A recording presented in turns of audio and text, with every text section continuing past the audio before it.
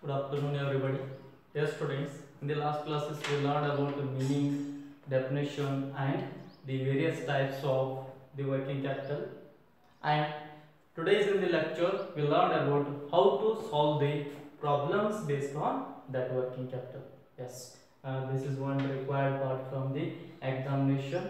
And from this concept, one question is compulsory. Yes, sometimes from this unit, that is a working capital, the case study question is asked. Okay, so here we chosen the question that is asked in RCUB April 2012 for BCom 4th semester. Yes, then before going through the solution, first of all we see the question, what is that, and for your reference, this question is in Case Patil book, problem number 13 and page number 300. Yes. Then now we see the question. See what is given. ಏನು question ಕೊಟ್ಟಿದ್ದಾರೆ. First of all ನೋಡೋಣ. SC Mr. Bhagya wants to know from you. ಯಾರು? Mr. Bhagya wants to know from you the requirement of working capital. Working capital ಎಷ್ಟು ಬೇಕಾಗತ್ತ ಅನ್ನೋದನ್ನ ಯಾರು ತಿಳ್ಕೊಳ್ಳಿಕ್ಕೆ ಬಯಸ್ತಾ ಇದ್ದಾರೆ? ಮಿಸ್ಟರ್ ಭಾಗ್ಯ. ಸೊ ಆ ಭಾಗ್ಯ ಅವರು ಏನ್ ಮಾಡ್ತಾ ಇದ್ದಾರೆ, ಏನ್ ತಿಳ್ಕೊಳ್ಳಿಕ್ಕೆ ಬಯಸ್ತಾ ಇದ್ದಾರೆ? Require, that is working capital. Then ಎಷ್ಟಿರಬೇಕು? Then for her new business. So ಅವಳ ಒಂದು ಹೊಸ ಬಿಸ್ನೆಸ್ ವರ್ಕಿಂಗ್ ಕ್ಯಾಪಿಟಲ್ ಎಷ್ಟು ಇರಬೇಕು ಅಂತಂದು ತಿಳ್ಕೊಳ್ಳಿಕ್ಕೆ ಬಯಸ್ತಾ ಇದ್ದಾರೆ. ಯಾರು ಅಂದ್ರೆ Mrs Bhagya. Then see supplied the following information to you. ನಿಮಗೆ ಏನ್ ಮಾಡಿದಾರಪ್ಪ ಅಂದ್ರೆ ಮಿಸ್ಟರ್ಸ್ ಭಾಗ್ಯ ಅವರು ಏನ್ ಮಾಡಿದಾರೆ, ಕೆಳಕಂಡಂತೆ ಇನ್ಫಾರ್ಮೇಶನ್ ಕೊಟ್ಟಿದ್ದಾರೆ. ಏನೇನು ಕೊಟ್ಟಿದ್ದಾರೆ? C first number A, average amount locked up in inventories. Inventories is nothing but what? Stock. Inventories is nothing but what? Stock. Then under that raw material is given. Raw material 7500 and finished goods. Finished goods is also known as stock in trade. Yes, that is 15,000. Then number B, credit sales per annum. Per annum that means per year. So amounting being rupees 80,000 and debtors allowed 2 months credit. Debtors allowed what? 2 months credit. So 2 ತಿಂಗಳ ಉದ್ರಿಯಾಗಿ ಕೊಟ್ಟಿದ್ದೇವೆ. Then solution ಮಾಡಬೇಕಾದ್ರೆ detail ಆಗಿ ತಗೊಂಡು ಹೋಗೋಣ. Debtors ಯಾರು, creditors ಯಾರು. S, then ಎಷ್ಟು 2 months ಕೊಟ್ಟಿದ್ದಾರೆ. Then next see manufacturing expenses per annum ಪ್ರತಿ ವರ್ಷ. ಸೊ ಎಷ್ಟಿದೆಪ್ಪ ಅಂದರೆ rupees 30,000 and wages per year rupees 45,000. Then ಏನ್ ಹೇಳ್ತಾರಪ್ಪ ಅಂದ್ರೆ ಮ್ಯಾನುಫ್ಯಾಕ್ಚರಿಂಗ್ ಎಕ್ಸ್ಪೆನ್ಸ್ ಮತ್ತು wages, lag in payment of manufacturing expenses and wages in 1 month. Yes, so lag in payment that means there may be we have to pay. Yes, that means that is outstanding. So outstanding, so 1 month ಏನು ಮಾಡಬೇಕಾಗಿದೆಪ್ಪ ಅಂದ್ರೆ ನಾವು manufacturing expense ಮತ್ತು wages ಅನ್ನ ಕೊಡಬೇಕಾಗಿದೆ. Yes, the next the raw material consumed per year.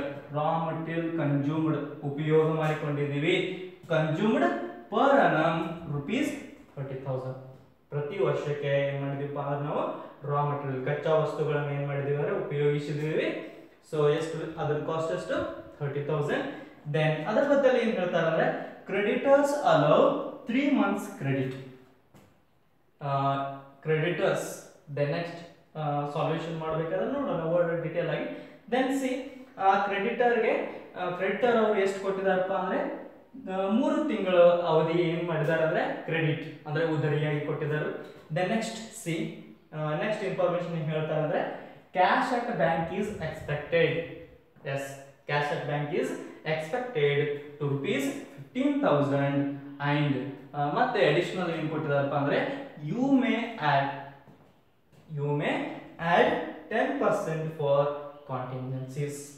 10% for contingencies. This is only extra part is given. See, this is the all information given by yaru Mr. Farke. Yes, by taking these information we solve that C.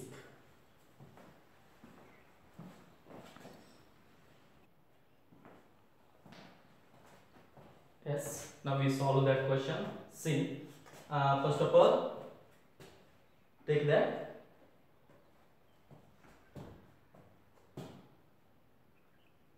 calculation of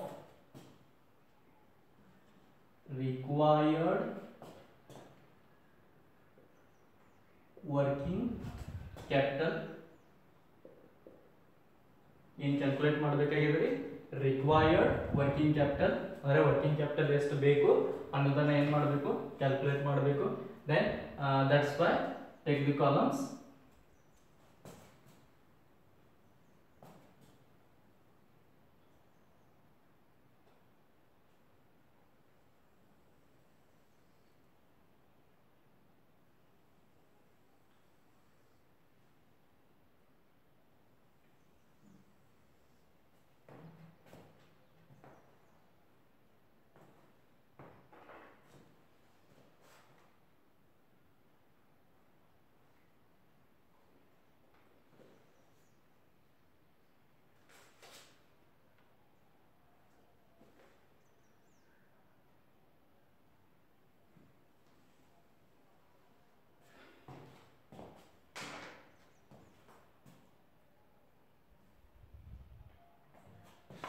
Particulars rupees. Yes, ready? Can you start? Yes, see. Then the information is given by Mr. Bhagya. Bhagya ಅವರು ನಮಗೆ ಏನು ಮಾಡಿದ್ದಾರೆ ಮಾಹಿತಿಯನ್ನು ಕೊಟ್ಟಿದ್ದಾರೆ. Then ಅಲ್ಲಿ ಕೆಲವೊಂದಿಷ್ಟು current ಅಸೆಟ್ಸ್ಗಳಿದಾವೆ, ಕೆಲವೊಂದಿಷ್ಟು current ಲಯಬಿಲಿಟಿಗಳಿದಾವೆ. ಅವುಗಳನ್ನು ನಾವು ಎ ಆ್ಯಂಡ್ ಬಿ ಆಗಿ ಕ್ಯಾಟಗರೈಸ್ ಮಾಡೋಣ. Then see, first one take as a current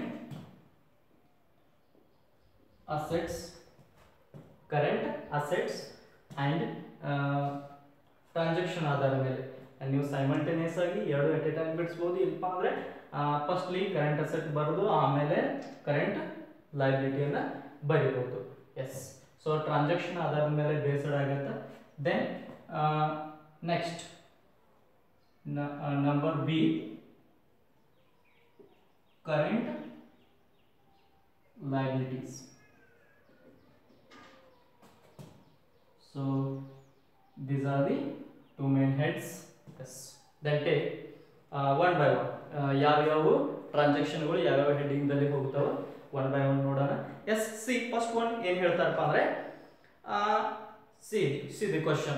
so ನಿಮ್ಮ ಟೆಕ್ಸ್ಟ್ ಬುಕ್ ದಲ್ಲಿ ಇದೆ, ಆಲ್ರೆಡಿ ವಿಡಿಯೋದಲ್ಲಿನೂ ಫಸ್ಟ್ಲಿ ಕೊಟ್ಟಿದ್ದೀನಿ ಈ ಕ್ವಶನ್ ಅನ್ನ. See that. Then number A ಏನು ಹೇಳತ್ತಪ್ಪ ಅಂದ್ರೆ average amount locked up in inventories. Average amount locked up in inventories ಏನಾಗಿದೆಪ್ಪ ಅಂದ್ರೆ ಆ inventories is nothing but what stock. ಆ ಸ್ಟಾಕ್ ದಲ್ಲಿ ಏನು ಮಾಡಿದೆ ತೊಡಗಿಸಲ್ಪಟ್ಟಿದೆ. ಸೊ ಏನು ನಂಬರ್ ಒನ್ ರಾ ಮಟೀರಿಯಲ್ ಇದೆ. ಸೊ ಅದು ಎಲ್ಲಿ ಬರುತ್ತಪ್ಪ ಅಂದ್ರೆ ರಾ ಮಟೀರಿಯಲ್ ಆಗಿರ್ಬೋದು, ವರ್ಕ್ ಇನ್ ಪ್ರೋಸೆಸ್ ಆಗಿರ್ಬೋದು, finished goods is nothing but what stock in trade. ಇವು ಮೂರು ಎಲ್ಲಿ ಬರ್ತಾವಪ್ಪ ಅಂದ್ರೆ ಕರೆಂಟ್ ಅಸೆಟ್ ದಲ್ಲಿ ಬರ್ತಾವೆ. Out of this three only two is given, ಒಂದು raw material and finished goods. Only two is given, that's it. Take here. So first one raw material. How much? 7,500 rupees. 7,500. Yes. Then next, finished goods. It is also known as stock in trade. Finished goods. So how much? 15,000. See the question. Question dalle kodalagide idana. Then next number B. ಏನು ಹೇಳ್ತಾರೆ ಅಂದ್ರೆ credit sales per annum rupees 80,000. Yes, credit sales. ಇದೇನು ಬರೆಯುವಂತ ಅವಶ್ಯಕತೆ ಇಲ್ಲ, just for your ಏನಪ್ಪ ಅಂದ್ರೆ ನಿಮಗೆ ಒಂದು ಅಂಡರ್ಸ್ಟ್ಯಾಂಡಿಂಗ್ ಮಾಡಿಸೋಣ. Credit sale. Then credit sale per annum ಎಷ್ಟು ಕೊಟ್ಟಿದ್ದಾರೆ rupees 80,000. that is yes ಕೂಡಲೇ ಅದು amount secondary. First of all see that what is the credit sales. Yes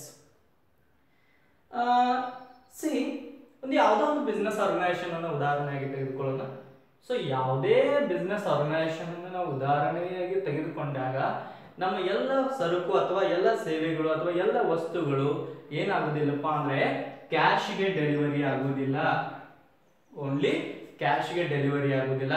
that's why that total sales categorized into two types, that is cash sales and credit sales. Cash sales ಅಂದ್ರೆ ವಸ್ತುಗಳನ್ನ ಮಾರಾಟ ಮಾಡಿ direct ಆಗಿ cash receive ಮಾಡೋದು. ಇನ್ನು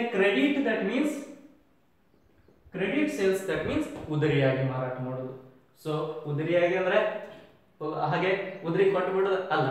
so after this some period we collect that amount. So ಕೆಲವೊಂದಿಷ್ಟು period ಆದ ನಂತರ ಏನ್ ಮಾಡ್ತೀವಿ ನಾವು ಆ ಉದರಿಯಾಗಿ ಮಾರಾಟ ಮಾಡಿದ ಅಮೌಂಟ್ ಏನ್ ಮಾಡ್ತೀವಿ ಅಂದ್ರೆ ಕಲೆಕ್ಟ್ ಮಾಡ್ತೀವಿ. ಬಟ್ ನಮಗೇನಾಗುತ್ತದು ಬರುತ್ತ ದುಡ್ಡು.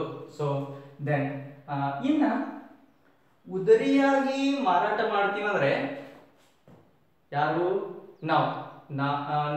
ನಾವು ಉದರಿಯಾಗಿ ಮಾರಾಟ ಮಾಡ್ತೀವಿ ಅಂತ ತಿಳ್ಕೊ.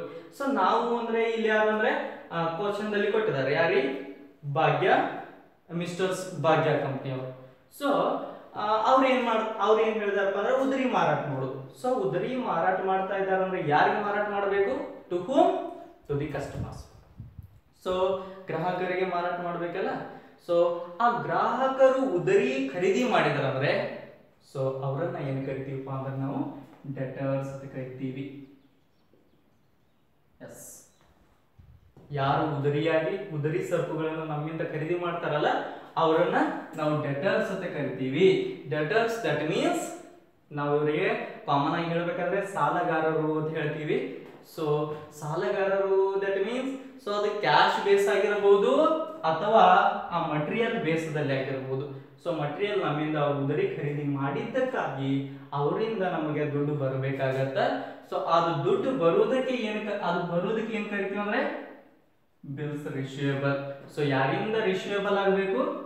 From the debtors. ಸೊ ಇವೆರಡನ್ನ ನಾವು ಏನು ಕರಿತೀವಪ್ಪ ಅಂದ್ರೆ account receivable or trade receivable ಅಂತ ಕರಿತೀವಿ. Whatever that. So here credit sales ಯಾರಿಗೆ ಹೋಗುತ್ತೆ? ಕಸ್ಟಮರ್ಗೆ ಹೋಗುತ್ತೆ. Customer is nothing but who? The debtors. So debtors ಎಲ್ಲಿ ಬರ್ತಾರಪ್ಪ ಅಂದ್ರೆ ದಿ ಕರೆಂಟ್ ಅಸೆಟ್ ಒಂದು part and take debtors. And so debtors ಅವರಿಗೆ ಎಷ್ಟು ಮಂತ್ ಕ್ರೆಡಿಟ್ ಉದರಿಯಾಗಿ ಕೊಟ್ಟಿದ್ದಾರೆ? ಯಾರು ಭಾಗ್ಯ ಕಂಪನಿ ಯಾರು ಮಿಸ್ಟರ್ಸ್ ಭಾಗ್ಯ ಅವರ ಬಿಸ್ನೆಸ್ ದವರು ಎಷ್ಟು ಉದರಿಯಾಗಿ ಕೊಟ್ಟಿದ್ದಾರೆ ನೋಡಬೇಕು. See debtors are allowed 2 months credit. Yes, 2 months credit ಅಂದ್ರೆ 2 ತಿಂಗಳ ಉದರಿ ಕೊಟ್ಟಿದ್ದಾರೆ. ಸೊ 2 ತಿಂಗಳಿಗೆ ಮಾತ್ರ ನಾವು ಏನ್ ಮಾಡ್ಬೇಕಂದ್ರೆ ಬ್ಯಾಲೆನ್ಸ್ ತೋರಿಸಬೇಕು. ಅಂಡ್ 2 ತಿಂಗಳಿಗೆ ಮಾತ್ರ ಬ್ಯಾಲೆನ್ಸ್ ತೋರಿಸಬೇಕಾದ್ರೆ ನಮಗೆ ಕೊಟ್ಟದ್ದು ಎಷ್ಟಪ್ಪ ಅಂದ್ರೆ 1 year ಅಮೌಂಟ್ ಅನ್ನ ಕೊಟ್ಟಿದ್ದಾರೆ. Per annum is they. And before that ಒಂದು ಬೇಸಿಕ್ ಇನ್ಫಾರ್ಮೇಶನ್ ನಮಗೆ ಗೊತ್ತಿರಬೇಕು. ಏನದು? 1 yearದಲ್ಲಿ ಎಷ್ಟು ಡೇಸ್ ಇರುತ್ತವು? Yes, so number of days in a year. So ಎಷ್ಟು? 365. These are the basic requirement. ಎದಕ್ಕೆ ಬೇಕಪ್ಪ ಅಂದ್ರೆ ನಾವು ಇಲ್ಲಿ ಕ್ಯಾಲ್ಕುಲೇಟ್ ಮಾಡಬೇಕಾದ್ರೆ ನಮಗೆ ಅತ್ಯಂತ ಅವಶ್ಯಕತೆ ಬೀಳ್ತಾವೆ. ಸೊ 1 yearದಲ್ಲಿ ಎಷ್ಟು ಡೇಸ್ ಇರ್ತಾವ್ರಿ? 365. ಅಂಡ್ 1 yearದಲ್ಲಿ ವೀಕ್ಸ್ ಎಷ್ಟು ಇರ್ತಾವಪ್ಪ ಅಂದ್ರೆ ಎಸ್ 52 ವೀಕ್ಸ್. ಅಂಡ್ 1 yearದಲ್ಲಿ ಮಂತ್ಸ್ ಎಷ್ಟು ಇರ್ತಾವ್ರಿ? Yes 12. This is the required part. So ಈ ಕ್ವಶನ್ ದಲ್ಲಿ ನಮಗೆ ಏನು ಮಾಡಿದಾರೆ? 2 months ಕ್ರೆಡಿಟ್ ಹೇಳಿದರು. That's why take 2 months credit ಅನ್ನು ಕೊಡೋಣ. ದೆನ್ ಟೋಟಲ್ ಅಮೌಂಟ್ ಎಷ್ಟು? 80,000. 80,000 into 2 divided by number of months in a year, 12. Yes. So ಇದನ್ನು ಕ್ಯಾಲ್ಕುಲೇಟ್ ಮಾಡಿದ್ರೆ ನಮಗೆ ಆನ್ಸರ್ ಸಿಗುತ್ತೆ. Then see 80,000 into 2 divided by 12. So answer being 13,300 1333 13,333.33 ಅಂತ ಬರುತ್ತೆ. ಬಿಲೋ 5 ಇರೋದ್ರಿಂದ not necessary, take only this. Yes, then next ಏನಿದೆ ನೋಡಿ. Yes, manufacturing expenses. Yes, so manufacturing expenses per annum rupees 30,000. Manufacturing expenses means yes, ಒಂದು ವಸ್ತು ಈಗ direct ಆಗಿ ನಾವು ಡೆಟರ್ಸ್ಗೆ ಮಾರಾಟ ಮಾಡಿದ್ದೀವಿ. ಡೆಟರ್ಸ್ಗೆ ಮಾರಾಟ ಮಾಡಿದೀವಿ ಅಂದ್ರೆ ಅದು ಫಿನಿಶ್ಡ್ ಗೂಡ್ಸ್ ಅನ್ನು ಮಾರಾಟ ಮಾಡಿದೀವಿ. ಅದಕ್ಕೆ ಮೊದಲು ಅದು ಫಿನಿಶ್ಡ್ ಗೂಡ್ಸ್ ಆಗಬೇಕಾದ್ರೆ ಏನಾಗಬೇಕು? ಉತ್ಪಾದನೆ ಆಗಬೇಕು. ಸೊ ಉತ್ಪಾದನೆ ಆಗಬೇಕು, ಅಲ್ಲಿ ಖರ್ಚು ತಗಲಿದ್ದು, that is the manufacturing expenses. So manufacturing expenses ಆಗಿದೆ. ಸೊ ಆ ಮ್ಯಾನುಫ್ಯಾಕ್ಚರಿಂಗ್ ಎಕ್ಸ್ಪೆನ್ಸಸ್ ನಾವು ಕೊಡಬೇಕು, ಏನು ನಮಗೆ ಬರುತ್ತೆ? ಎಸ್, ನಾವು ಕೊಡಬೇಕು. ದೆನ್ ಸೊ ನಮ್ಮಿಂದ ಕ್ಯಾಶ್ ಹೋಗುತ್ತಾ ಅಂದ್ರೆ ಅದು ನಮ್ಮ ಹೊಣೆಗಾರಿಕೆ. ಸೊ ನಾವು ಕೊಡಬೇಕಾಗತ್ತ ಅಂದ್ರೆ ಅದು ಏನಪ್ಪಾ ಅಂದ್ರೆ ನಮ್ದು current liability.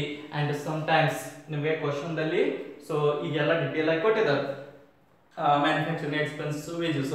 Sometimes just over head ಅಂತ ಕೊಡ್ತಾನೆ. ನೆಕ್ಸ್ಟ್ ಅಂತ ಯಾವ ಕ್ವಶನ್ ಬರ್ತಾವ, next we see that.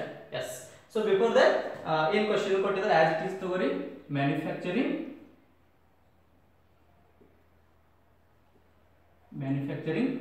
Expenses. So manufacturing expenses ಎಷ್ಟಿದೆಪ್ಪ ಅಂದ್ರೆ 30,000 ಇದೆ, ಪರ್ annum ಇದೆ. ಸೊ ಲಾಗಿನ್ ಪೇಮೆಂಟ್ ಎಷ್ಟಿದೆಪ್ಪ ಅಂದ್ರೆ 1 ಮಂತ್ ಇದೆ. ಸೊ ಲಾಗಿನ್ ಪೇಮೆಂಟ್ 1 ಮಂತ್ ಇದೆ. ಸೊ 1 ಮಂತ್ಗೆ ಮಾತ್ರ ಕೊಡಬೇಕು. Total amount 30,000 into 1 divided by 12. So 1 divided by 12. Then amount ಎಷ್ಟಾಗತ್ತಪ್ಪ ಅಂದ್ರೆ 30,000 divided by 12, that is 2,500. Yes. Then next wages per year. So wages ನಮ್ಮಲ್ಲಿ ಏನು ಕೆಲಸ ಮಾಡ್ತಾರಲ್ಲ ಕಾರ್ಮಿಕರು ಅವ್ರಿಗೆ ಏನು ಕೊಡಬೇಕು? ಸೊ ವೇಜಸ್ ಆರ್ ಸ್ಯಾಲರಿ ಕೊಡಬೇಕು. ದಟ್ ಮೀನ್ಸ್ ದಟ್ ಈಸ್ ಹೊಣೆಗಾರಿಕೆ, that is liability. So wages ಎಲ್ಲಿ ಬರುತ್ತೆ? Current liabilities part. ಸೊ ಅದನ್ನ ನೀವು OS ವೇಜಸ್ ಅಂತ ಬರೀಬಹುದು ಅಥವಾ ಡೈರೆಕ್ಟ್ ಆಗಿ ವೇಜಸ್ ಅಂತ ಬರೀಬಹುದು. Then OS wages and this is also called labour cost. ಇದಕ್ಕೆ ಇನ್ನೊಂದು ವರ್ಡ್ ಬರುತ್ತೆ. ಆಮೇಲೆ ಕ್ವಶನ್ ಲೇಬರ್ ಕಾಸ್ಟ್ ಬಂದ್ರೆ ಇದು ಯಾವ್ದು ಹೊಸದು ಬಂತು ಅಂದ್ರೆ ಬೇಡ. Yes, so labour cost is nothing but what? Wages. Yes, then wages ಎಷ್ಟು ಕೊಟ್ಟಿದಾರಪ್ಪ ಅಂದ್ರೆ 45,000. ಇಟ್ ಈಸ್ ಆಲ್ಸೋ ಏನ್ ಹೇಳಿದಾರೆ? ಲಾಗಿನ್ ಪೇಮೆಂಟ್ ಎಷ್ಟು? 1 month. Then into 1 divided by 12. So then again 45,000 divided by 12. So ಎಷ್ಟು ಬರುತ್ತೆ ಅಂದ್ರೆ 3,750. 3,750. Yes. Then next to see raw material consumed per annum. Yes, raw material consumed per annum. So raw material consumed ಅಂದ್ರೆ raw material ನ ಉಪಯೋಗ ಮಾಡಿಕೊಂಡಿವಿ. So ಪ್ರತಿ ವರ್ಷ ಉಪಯೋಗ ಮಾಡಿಕೊಂಡಿವಿ ಅಂದ್ರೆ ಉಪಯೋಗ ಮಾಡಿಕೊಂಡಿವಿ ನಿಜ, ಬಟ್ ಅದೇನು ಡೈರೆಕ್ಟ್ ಆಗಿ ಬಂತಂದ್ರೆ ನಮ್ಮ ಕಡೆ ಇಲ್ಲ. ಸೊ ಯಾರಿಂದ ಅಲ್ಲಾದ್ರೂ ಬಂದಿರಬೇಕಲ್ಲ. ಸೊ ಅದು ಯಾರಿಂದ ಬಂದಿರತ್ತ, ಅವ್ರು ಯಾರು ಅಂದ್ರೆ ದೇ ಬಿಕಮ್ಸ್ ಕ್ರೆಡಿಟರ್. ಕ್ರೆಡಿಟರ್ ಅಂದ್ರೆ ಸಾಹುಕಾರರು. ಅವರಿಗೆ ನಾವು ಏನ್ ಕರಿತೀವಿ ಅಂದ್ರೆ ಸಪ್ಲೈಯರ್ ಅಂತ ಕರಿತೀವಿ. ಸೊ ನಮಗೆ ರಾ ಮಟೀರಿಯಲ್ ಅನ್ನ ಒದಗಿಸುವವರು, who provides the raw material, that parties are known as what? The suppliers. Suppliers becomes creditors. Yes, so ಅವರು ನಮಗೆ ಏನಾಗ್ತಾರೆ? ಕ್ರೆಡಿಟರ್ ಆಗಿ ಏನು ಮಾಡ್ತಾರೋ ಮಾರ್ಪಾಡಾಗ್ತಾರೆ. ಸೊ ಉದ್ರಿಯಾಗಿ ನಮಗೆ ಕೊಟ್ಟಿದ್ರೆ, ಸೊ ಅವ್ರು ಏನ್ ಮಾಡಿದಾರೆ? ಸೊ ಕ್ರೆಡಿಟರ್ಸ್ ನಮಗೆ ರಾ ಮಟೀರಿಯಲ್ ಅನ್ನು ಕೊಟ್ಟಿದ್ದಾರೆ. ದೆನ್ ಏನ್ ಮಾಡಿದಾರಪ್ಪ ಅಂದ್ರೆ ಕ್ರೆಡಿಟರ್ಸ್ ಅಲ್ಲ 3 months ಕ್ರೆಡಿಟ್ಸ್. ಸೊ ಆ ಕ್ರೆಡಿಟರ್ಗಳು ಏನ್ ಮಾಡಿದಾರೆ? ನಾವು ಅಂದ್ರೆ ಕಂಪನಿ ಹತ್ರ ಟ್ರೀಟ್ ಮಾಡಿಕೊಂಡು ಡೆಟರ್ಸ್ಗೆ ಯಾವ ರೀತಿ ನಾವು ಕ್ರೆಡಿಟ್ ಆಗಿ ಉದರಿಯಾಗಿ ಮಾರಾಟ ಮಾಡ್ತೀವೋ, ಹಾಗೆ ಕ್ರೆಡಿಟರ್ಗಳು ಉದರಿಯಾಗಿ ನಮಗೆ ಮಾರಾಟ ಮಾಡಿದಾಗ ಅಲ್ಲಿ ನಾವು ಕ್ರೆಡಿಟ್ ಬೇಸ್ ಮೇಲೆ ಇಲ್ಲಿ ಕ್ಯಾಲ್ಕುಲೇಟ್ ಮಾಡಬೇಕಾಗತ್ತೆ. take that creditors amount being ಎಷ್ಟಿದೆಪ್ಪ ಅಂದರೆ 30,000. then 30,000 ಎಷ್ಟು month 3 months credit. so 3 month ಅಂದ್ರೆ into 3 divided by 12. so ಎಷ್ಟು ಬರುತ್ತಪ್ಪ ಅಂದರೆ 30,000 into 3 divided by 12. so 7,500 is the answer. 7,500. yes. then after in next ಏನಿದೆ ನೋಡಿ, ಸಿ ಲಾಸ್ಟ್ ಲೈನ್ ದಲ್ಲಿ ಏನು ಕೊಟ್ಟಿದ್ದಾರೆ, cash at bank is expected to rupees 15,000. Yes. So ಏನು ಎಕ್ಸ್ಪೆಕ್ಟ್ ಮಾಡ್ತಾ ಇದ್ದಾರೆ ಯಾರು, ಭಾಗ್ಯ, ಮಿಸ್ಟರ್ಸ್ ಭಾಗ್ಯ ಅವರು ತಮ್ಮ ಒಂದು ಹೊಸ ಬಿಸ್ನೆಸ್ ದಲ್ಲಿ ಏನು ಎಕ್ಸ್ಪೆಕ್ಟ್ ಮಾಡ್ತಾರೆ ಅಂದ್ರೆ ಕ್ಯಾಶ್ ಅಟ್ ಬ್ಯಾಂಕ್ ಎಷ್ಟು ಇರಬೇಕು, 15,000 ಇರಬೇಕು ಅಂತ ಬಯಸ್ತಾ ಇದ್ದಾರೆ. ಸೊ ಕ್ಯಾಶ್ ಆಗಿರ್ಬೋದು, ಕ್ಯಾಶ್ ಅಟ್ ಬ್ಯಾಂಕ್ ಆಗಿರ್ಬೋದು, that is the current asset part. that's why I take here cash at bank. cash at bank ಎಷ್ಟಿದೆಪ್ಪ ಅಂದ್ರೆ ಎಷ್ಟು, 15,000. yes. then ಇಷ್ಟು ಕ್ವಶನ್ ಆಗುತ್ತೆ. ದೆನ್ ಲಾಸ್ಟ್ ಒಂದು ಲೈನ್ ಇದೆ, you may add the 10% contingencies. So ಇದು last part ಬರುತ್ತೆ. Before that we make that total and keep that outside.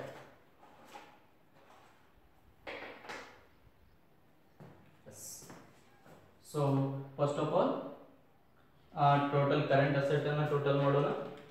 7,500, 15,000 plus 13,333 plus 15,000. so total ಎಷ್ಟು ಬರುತ್ತೆ ಅಂದ್ರೆ 50,833 ಬರುತ್ತೆ. then afterwards ಯಾವುದು ಕರೆಂಟ್ ಲಯಬಿಲಿಟಿ ಅನ್ನು ಟೋಟಲ್ ಮಾಡೋಣ. 2,500 plus 3,750 plus 7,500. so total ಎಷ್ಟು ಬರುತ್ತೆ ಅಂದ್ರೆ 13,750. total being 13,750. after this the ಏನು ಮಾಡಬೇಕಪ್ಪ ಅಂದ್ರೆ ಕರೆಂಟ್ ಅಸೆಟ್ಸ್ ದಲ್ಲಿ ಕರೆಂಟ್ ಲಯಬಿಲಿಟಿಯನ್ನು ಡಿಡಕ್ಟ್ ಮಾಡಬೇಕು. Yes, deduct that. ಡಿಡಕ್ಟ್ ಮಾಡಿದ ಮೇಲೆ ಏನು ಬರುತ್ತಂದ್ರೆ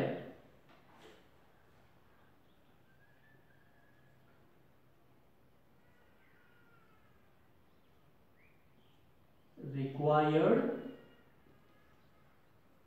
working capital, required working capital, then required working capital ಇದೇನಪ್ಪ ಅಂದ್ರೆ before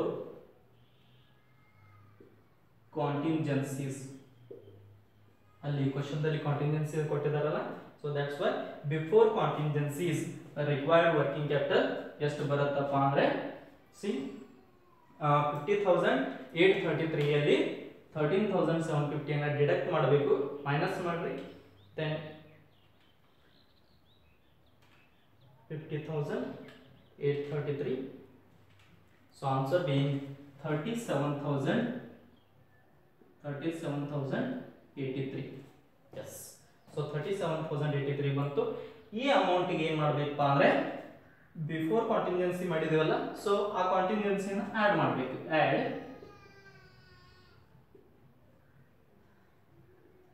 contingencies. yes. so contingencies ಎಷ್ಟಿದೆಪ್ಪ ಅಂದ್ರೆ 10% ಇದೆ.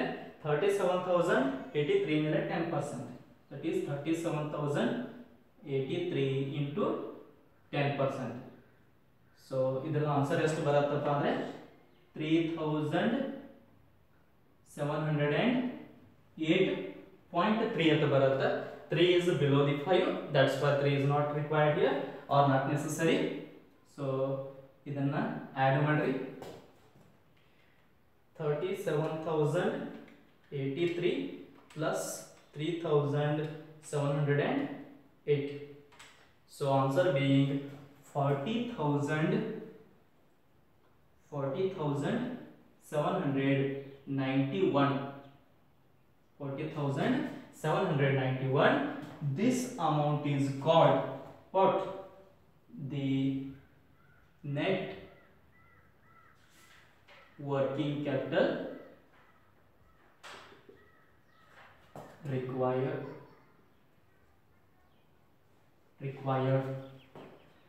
net working capital required or net required working capital. Yes, so total amount being as to 40,791. Yes, ಏನಪ್ಪಾ ಅಂದ್ರೆ this is one ಏನಪ್ಪಾ ಅಂದ್ರೆ simple question. ಈ ಕ್ವಶನ್ ಅನ್ನು ಯಾವಾಗ ಕೇಳಲಾಗಿತ್ತು ಅಂದ್ರೆ RCUB 2012 ಕೇಳಲಾಗಿತ್ತು. Very simple question. ಸೊ ಇದರದಲ್ಲಿ ಇಲ್ಲಿ ಏನಾಗಿದೆಪ್ಪ ಅಂದ್ರೆ ಮತ್ತೆ ಎಕ್ಸ್ಟೆನ್ಷನ್ ಕ್ವಶನ್ ಗಳನ್ನ ಕೇಳಲಾಗಿದೆ, ಪರ್ಸೆಂಟೇಜ್ ಬೇಸ್ ಮೇಲೆ ಅಥವಾ ಕಾಸ್ಟ್ ಪರ್ ಯೂನಿಟ್ ಬೇಸ್ ಮೇಲೆ. ಸೊ ಆ ಕ್ವಶನ್ ಗಳನ್ನ ಏನ್ ಮಾಡೋಣ ಅಂದ್ರೆ ನೆಕ್ಸ್ಟ್ ಕ್ಲಾಸ್ ದಲ್ಲಿ ನೋಡೋಣ. Yes, before that see, so this is ಏನಪ್ಪ ಅಂದ್ರೆ ಒಂದು ಸಿಸ್ಟಮೆಟಿಕ್. ಸೊ ಎರಡು ಕಾಲಮ್ ಗಳನ್ನ ತೆಗೆದುಕೊಂಡು, ಸೊ ಇನ್ನರ್ ಕಾಲಮ್ ದಲ್ಲಿ ಇವೆಲ್ಲ ಕ್ಯಾಲ್ಕುಲೇಷನ್ ಗಳನ್ನ ಬರಿತಾ ಟೋಟಲ್ ಅಮೌಂಟ್ ಅನ್ನು ಮಾತ್ರ ಔಟರ್ ಕಾಲಮ್ ದಲ್ಲಿ ತಗೊಂಡು ಸಿಸ್ಟಮೆಟಿಕ್ ಆಗಿ ಪ್ರೆಸೆಂಟೇಷನ್ ಕೊಡಬೇಕು to score more marks. Yes, if there is any working note necessary, ಆ ವರ್ಕಿಂಗ್ ನೋಟ್ ಗಳನ್ನ ಮಾಡ್ತಾ ಹೋಗಬೇಕು. ಈ ಕ್ವಶನ್ ದಲ್ಲಿ ಇದು ಒಂದು ಸಿಂಪಲ್ ಕ್ವಶನ್ ಇರೋದ್ರಿಂದ ಇಲ್ಲಿ ಯಾವುದೇ ವರ್ಕಿಂಗ್ ನೋಟ್ ಅಷ್ಟೊಂದು ನೆಸಸರಿ ಇಲ್ಲ ಆಗಿತ್ತು. ದಟ್ಸ್ ವೈ ಸೊ ಯಾವುದೋ ವರ್ಕಿಂಗ್ ನೋಟ್ ತಗೊಂಡಿಲ್ಲ. ನೆಕ್ಸ್ಟ್ ಕ್ವಶನ್ ದಲ್ಲಿ ವರ್ಕಿಂಗ್ ನೋಟ್ಗಳು ಬೇಕಾಗ್ತಾವೆ. We see that. Yes, so and ಕೇವಲ ಬಿಡಿಸೋದಷ್ಟೇ, ಪ್ರೆಸೆಂಟೇಷನ್ ಸರಿ ಕೊಡೋದು ಅಷ್ಟೇ ಮಹತ್ವದಲ್ಲ, ನಮ್ಮ ಆನ್ಸರ್ ಏನಾಗಿರಬೇಕು, ಸರಿ ಇರಬೇಕು. ದೆನ್ ಹಾಗಾದ್ರೆ ಆನ್ಸರ್ ಅನ್ನ ಚೆಕ್ ಮಾಡೋಣ. ಸಿ, ಯಾವುದು ನಿಮ್ಮ KS ಪಾಟೀಲ್ ಬುಕ್ದಲ್ಲಿ ಆನ್ಸರ್ ಅನ್ನ ಕೊಡಲಾಗಿದೆ. ಏನು answer? Working capital required rupees 40,791. 791. Check that. Yes, 40,791 is the right answer. That's why ನಾವು ಬಿಡಿಸಿದಂಥ ಕ್ವಶನ್ ಆನ್ಸರ್ ಏನಿದೆಪ್ಪ ಅಂದರೆ ರೈಟ್ ಇದೆ. Yes, okay. This is about the today's class. In the next class we go through the next one different problem. Yes, okay, thank you.